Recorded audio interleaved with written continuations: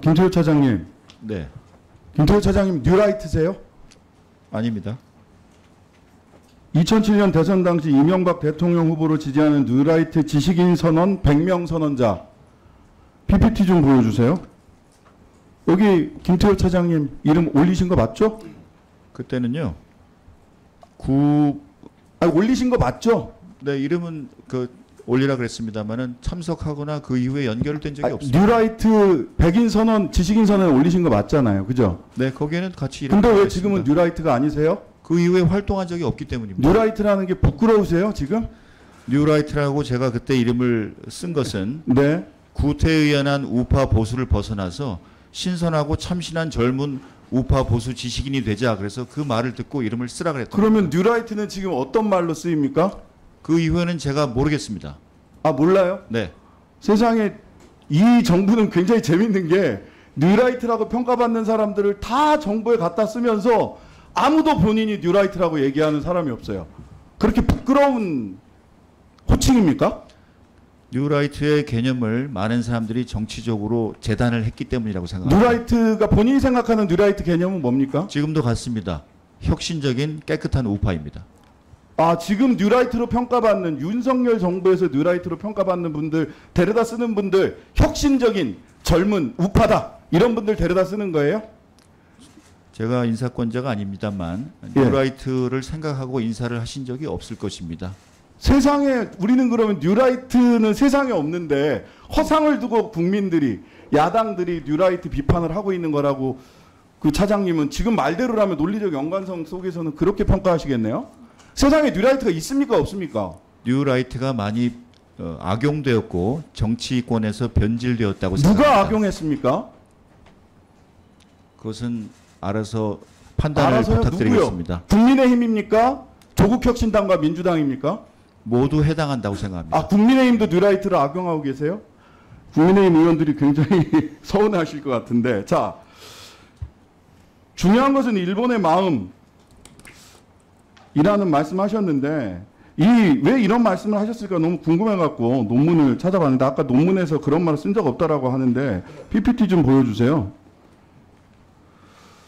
자, 일본이 한반도 2006년 한일 관계가 민주동맹으로 거듭나기 뭐 이런 논문 쓰셨는데 일본이 한반도 유사 사태에 개입하는 것이 기정사실화되는 것은 평상시 대북 억지력을 증대시키는 효과를 가져올 것이다 라고 해서 유사 사태 개입 주장하셨어요.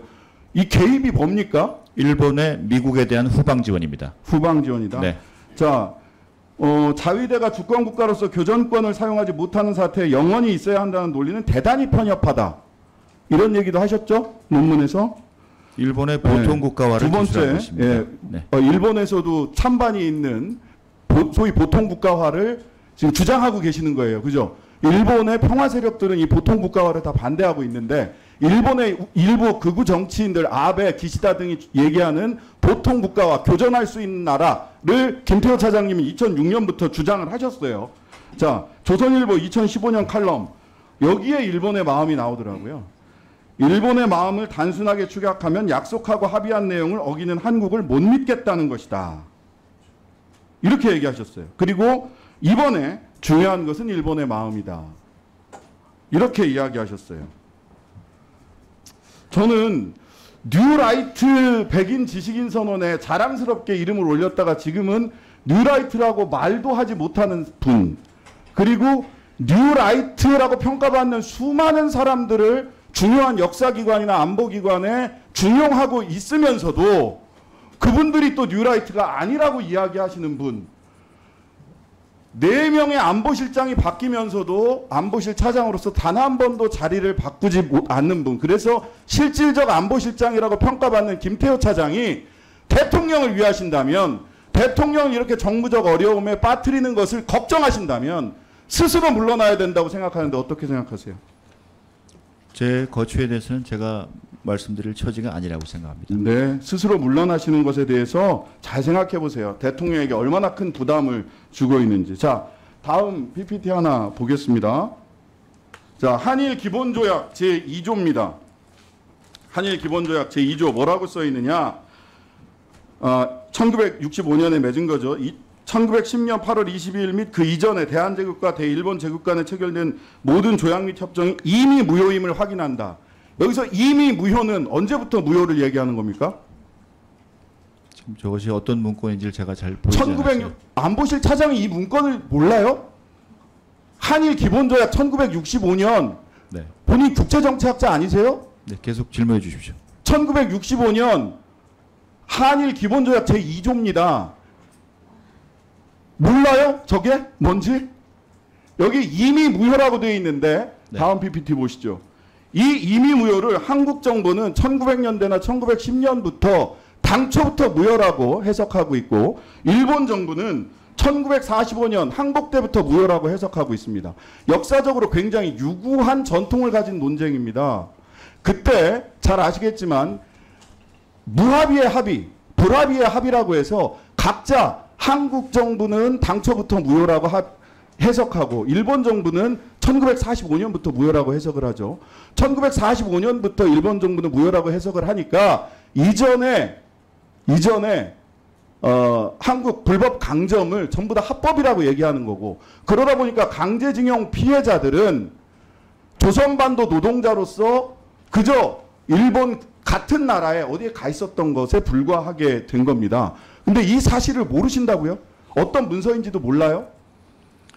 저는 대한제국 그리고 상해 임시정부부터 우리가 주장해온 을사조약의 무효 주장에 대해서 동의하고 국제법적으로 힘이 강했을 시절에 일방적으로 일본이 주장하는 그 해석은 그 당시대로 또 존재한다고 이렇게 생각합니다. 그 당시대로 어떻게 존재하는 겁니까? 그 당시대로? 자, 이 해석 때문에 어떤 얘기가 나오는 거냐면요. 한국 대법원은 불법 강점이기 때문에 당초부터 무효이기 때문에 강제징용 대상 판결을 하는 겁니다. 그런데 김태호 차장을 비롯한 윤석열 정부는 제3자 변제안을 끄집어내오는 거죠. 왜? 일본 정부의 1945년부터 무효라는 그 해석을 따르고 있기 때문에. 왜 제3자 변제안이 끄집어 나왔습니까? 1965년 한일 기본조약에 일본 측 해석을 따르고 있기 때문 아닙니까? 아닙니다. 노무현 정부와 박정희 정부도 똑같은 해석을 내려서 자체적으로 국가 예산을 들여서 강제징용 배상을 한 것입니다. 마지막 질문입니다. 그렇다면 한국 사법부의 판결은 잘못된 판결입니까? 한국 사법부 판결은 1965년 이미 무효 이것이 당초부터 무효라고 하는 해석에 입각해서 전원합의체 판결을 내렸어요. 사법부의 이 판결을 김태호 차장과 윤석열 정권은 어떻게 판단하고 계십니까? 그것을 존중해야겠기에 거기에 해당하는 제3해법을 마련하고 이행하는 것입니다. 제3해법을 어떻게 마련을 합니까? 이거 뭐 앞뒤가 맞는 말씀을 하셔야죠. 존중하는 사람이 어떻게 제3해법을 제3자 변제안을 마련하십니까? 네, 신장식 의원님, 네, 정리해 주시고 보충 질의 때 추가 질의해 주시기 존중이란 바랍니다. 말을 그렇게 사용하세요? 윤석열 정부는 신장식 의원님 수고하셨습니다.